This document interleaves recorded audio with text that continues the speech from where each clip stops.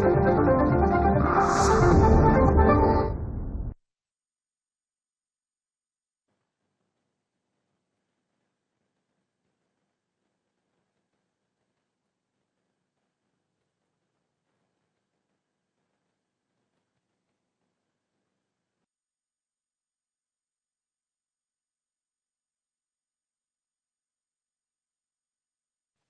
students, I am Mrs. Rupali Samir Brahme from Deccan Education Society's Ferguson College, Pune.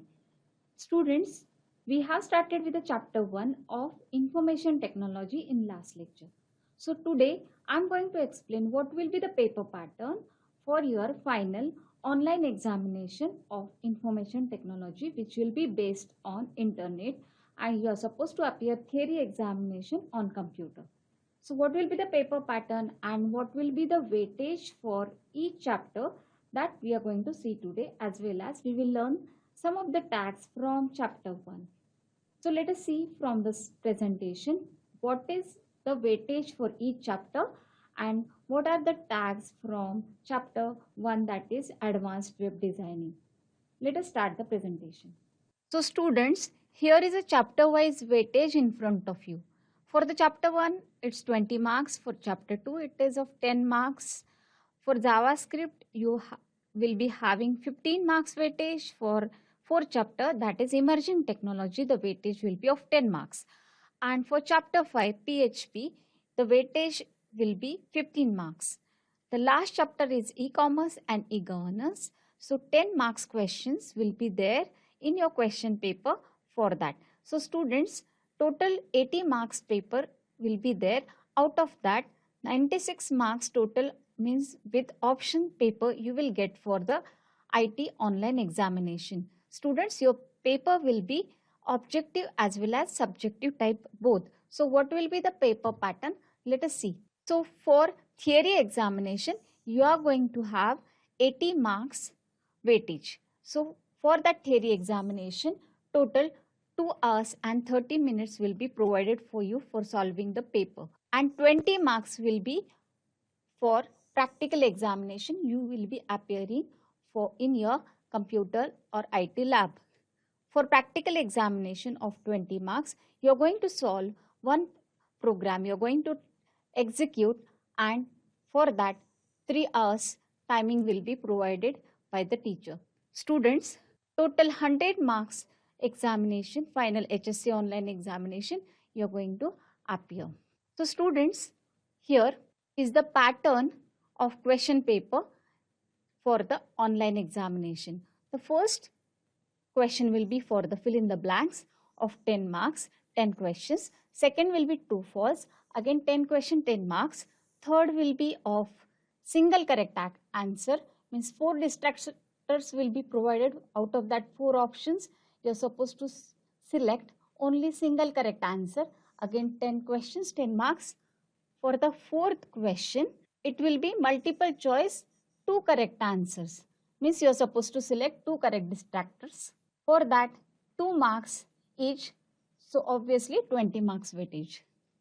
Students, fifth question will be 3 correct answers, means you are supposed to select 3 correct distractors or 3 correct options from the given options. So for each question, there will be 3 marks. So 2 questions of 3 marks means total 6 marks weightage for question number 5. For question number 6, it will be match the following. For 4 matches, correct matches, you will get 4 marks. So 4 marks weightage for the question number 6. Students, question number 7 will be subjective. So that will be answer briefly. You will be having 8 questions in that. Out of that, you are supposed to solve only 5. And for each question, the weightage will be of 2 marks. So obviously, 5 question, 2 marks weightage means total 10 marks weightage for question number 7. Students, question number 8 will be write code in HTML. That means you are supposed to write HTML program in question number 8.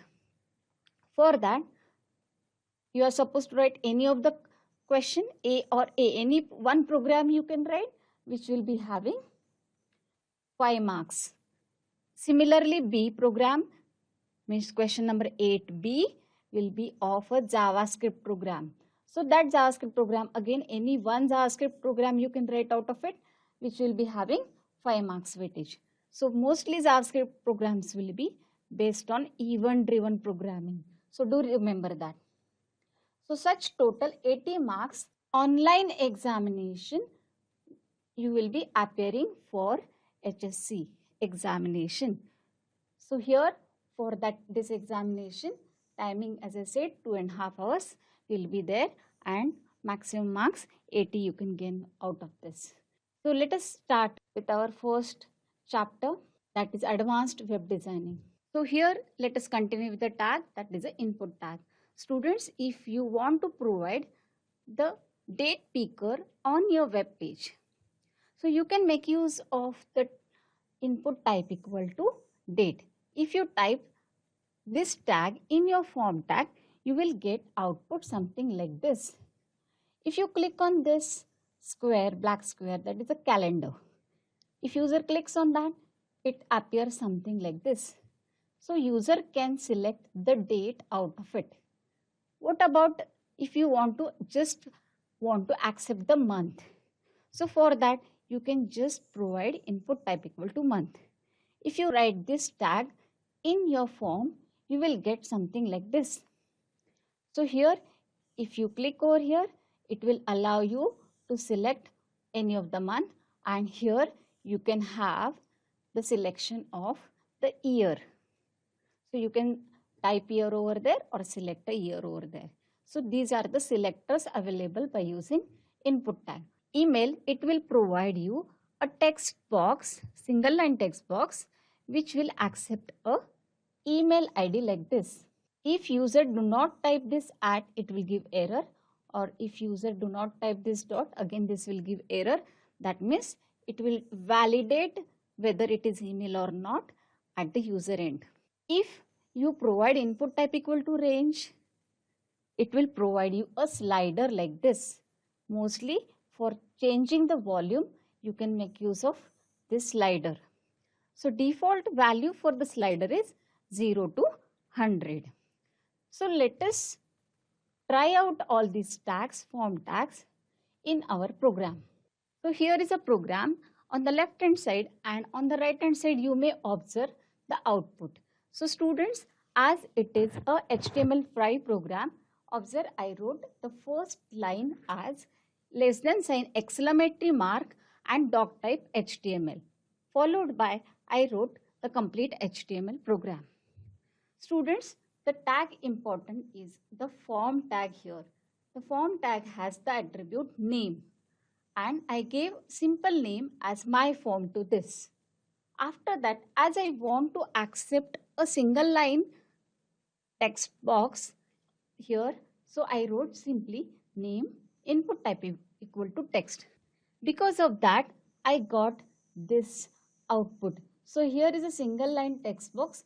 Here user can enter the name. Followed by, if I want to accept more than one lines from the user, so for that I used the text area tag. Students, observe over here, the input tag is a singular tag. It do not have the end tag like this. Suppose here, see, observe over here, this is end tag of title, but I haven't written any end input over here.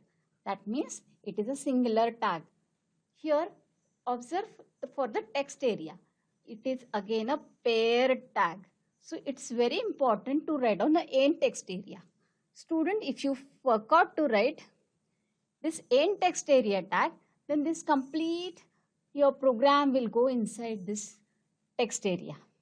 So please do not forget to write this end text area tag. Break tag will move your contents on the next page. What if you want to accept year, age in years? So here I have written input type equal to number. So in this text box, it will accept only numbers, and that too having minimum 16 and maximum 30. Means if somebody tries to enter 15 or 31 or more than that, it won't allow in this text box. So this is the facility given in HTML5 that for input type equal to number, you can specify minimum and maximum attribute. Input type equal to date is to accept the date from the user. So it will just give the date picker as we have seen in prior slides. So this will give you the calendar to select the birth date. Student, this will not validate whether the birth date is correct or not. It will just allow you to select the date. What if you want to allow user to select only one choice from the given options? So for that, you are supposed to make use of the radio button. Radio button means the circles will appear like this and user can select any one of it. So here net banking is by default selected for the payment mode because of the keyword checked. So when you write the command input type equal to radio, name equal to whatever name you want to give, then value equal to the value which you want to give. For DD, I gave same value DD. Like that, you can say, give the different values for each of the radio. Students, over here observe it is a radio, not a radio button. So if you specify input type equal to radio, you will allow end user to select any one option out of it. So if you want to provide user to select multiple options, so for that you can select input type equal to checkbox command. So in this, I want to allow end user to select more than one subject in this. So for that, I wrote input type equal to checkbox. Students, observe over here. In the radio button, I wrote name same for all the values. So P name everywhere. But whereas for input type equal to checkbox, I wrote name equal to English, name equal to physics, name equal to chemistry, and so on. So here and these values are again different because the user is going to select multiple options out of this. Students, by default English is compulsory. So if I want to get it checked, so over here observe the keyword checked. So check keyword here also it is by default selection here. So for radio button also and for the checkbox also, if you want to have the default selection automatically, if you want to this, you want to put the tick mark, then in that case you are supposed to make use of checked keyword over here. So from the point of examination, this checked keyword is important. So this checked keyword is used along with the radio button as well as for the checkboxes. Students, if you want to allow end user to select a color picker, you want to allow user to select the color out of this. So by default, it is a black color.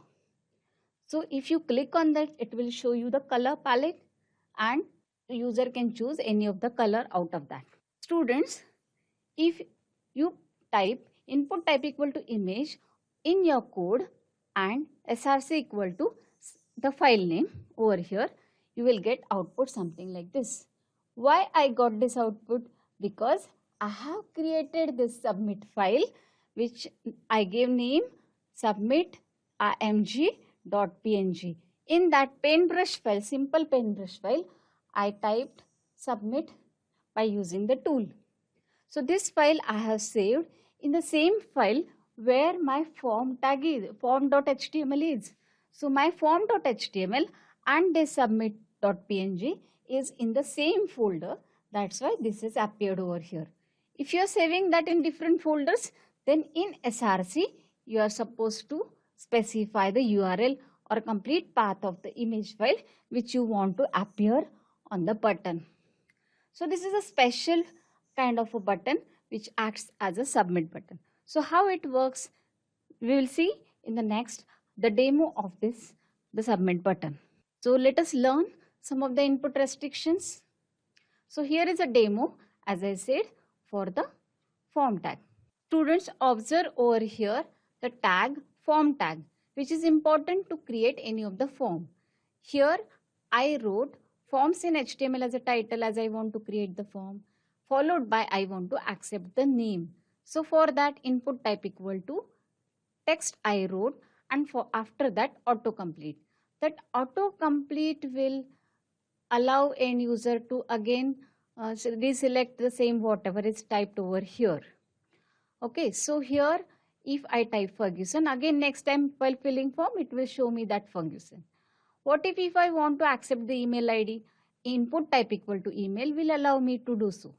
So I just gave the name email to that, and here email ID I can type like this. So if somebody types garbage like this, then tries to submit, observe it is showing the error, and that add symbol is missing over there, it will show. So if I try to submit wrong email ID, at is not there, so it will is showing error. If I type at here, or if I type the correct email ID like this, some email ID already auto complete is on, so it is taking the prior email ID. So input type equal to email means that email variable will be having the variable that email ID.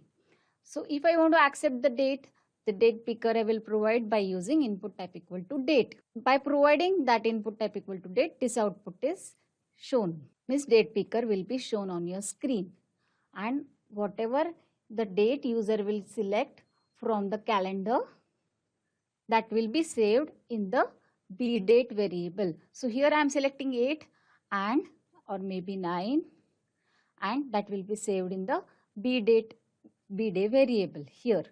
Okay, so if I want to accept the time, so for that I gave the message office time followed by input type equal to time. So that will give me a time picker like this. So if user clicks on that clock, what it will show?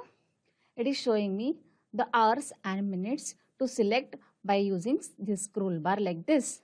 So user can select hours or user can select the minutes like this. So it is in 24-hour formats, that will be depending on your system dates format. So what if and I want to accept the years? I will restrict that by using the input type equal to number between 1 to 100. So minimum 1 I have mentioned for the mean attribute and max equal to 100. Observe in the right hand side, it is not allowing me to select less than 1, right? And what if I write in 99, more than 100, if I try to select, not possible because of max equal to 100 and min equal to 1. So input type equal to number will do this. If I want to accept the telephone number, then this I can make use of input type equal to TEL. And I have mentioned the pattern over here. So if somebody enters wrong pattern, means some garbage value, it is showing the error message.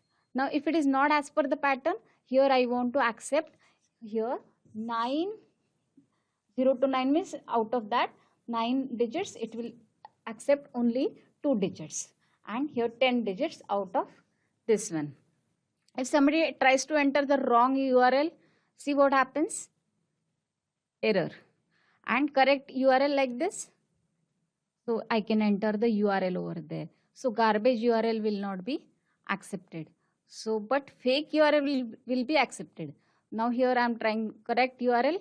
So now input type equal to image will be the last. Again, as we can see, if you try to submit the wrong information, this submit button works, and this submit button.png I have created, because of that this output came. And lastly, end form tag. This end form tag I wrote because the form tag is a paired tag. So that's why end form is important. Students, over here, observe the output on the right hand side. Now here let us see how the pattern works. So pattern here means accept the numbers from 0 to 9, only 2 digits, and accept dash followed by again 0 to 9 digits and 10 digits I want to accept. So this is the pattern I want to accept. I will specify the pattern restriction for the input type equal to telephone. I will write it over here the required. If user is not going to type anything over there and tries to submit by using this input type equal to image means submit button, so it won't accept the data. So this placeholder is important to write whenever you are writing the pattern. Because of the placeholder, you can see over here the value 1, 2, 3, 4, 5 prior you enter the data in this. That's why end user will come to know that in this format, I'm going to enter the data. So that will be in gray color. So whatever you will write in the placeholder, that will be shown in a gray color as a pattern for the end user. So end user can enter the data over here. So this is all about all the input tags and all the attributes of it. All the attributes and tags are important from the point of examination. So let us learn some of the more input restrictions of this. So disabled if you don't want to show that clear on your web page, means you want to make it disabled, end user should not do any changes in that. So what that means, if you write input type equal to text, value equal to some value, information technology here I gave, and if I write a disabled keyword over there, so what is going to happen? It is going to show you the text box having the information technology word, and end user will not able to change anything over here. So this means disabled. You are not going to allow end user to make any changes. Then in that case, you can make use of disabled keyword. Max and min we have seen in the demos as well as in the input type equal to number in prior demo. So let us see the pattern. Just now we have seen the pattern. So the pattern specifies a regular expression to check whether the input values are valid or not. So we have given for input type equal to telephone the pattern just now in prior demo.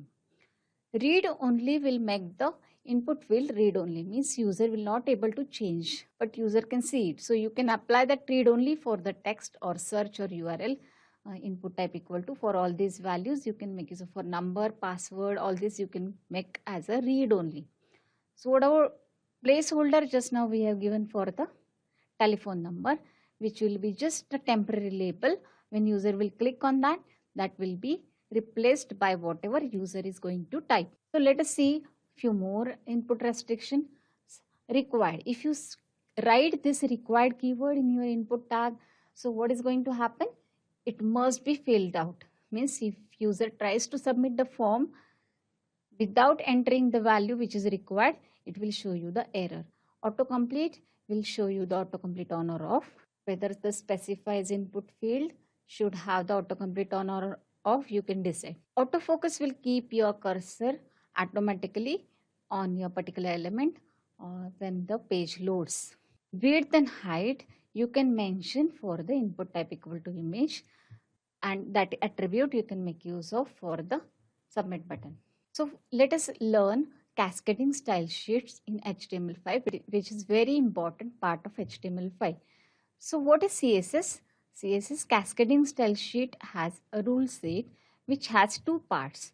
First is a selector and second one is its declaration block. So in the selector, it can be any of your HTML element, or you can say a HTML tag which you are using regularly. So instead of writing the tag in angle bracket HTML, if you want to write as a selector, you can just simply write the tag like h1p body like this, as I wrote in the box in front of you. So I have not just given the angle bracket in this.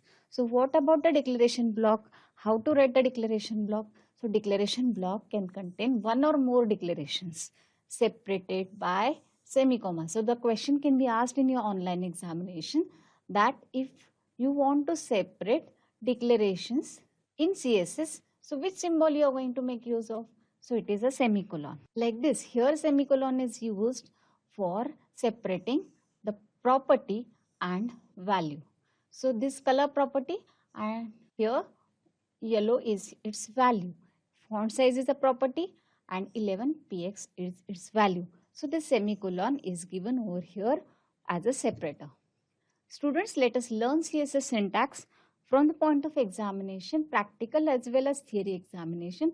CSS syntax is important. For CSS syntax, just observe this is a selector.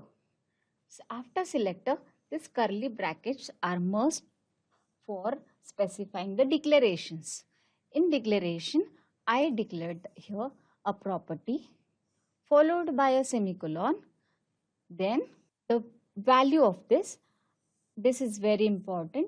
Between two property and values, I wrote a semi-comma, which I have just mentioned. Between two values, I have used here semicolon, and this is a colon. So property colon value semicolon, property colon value.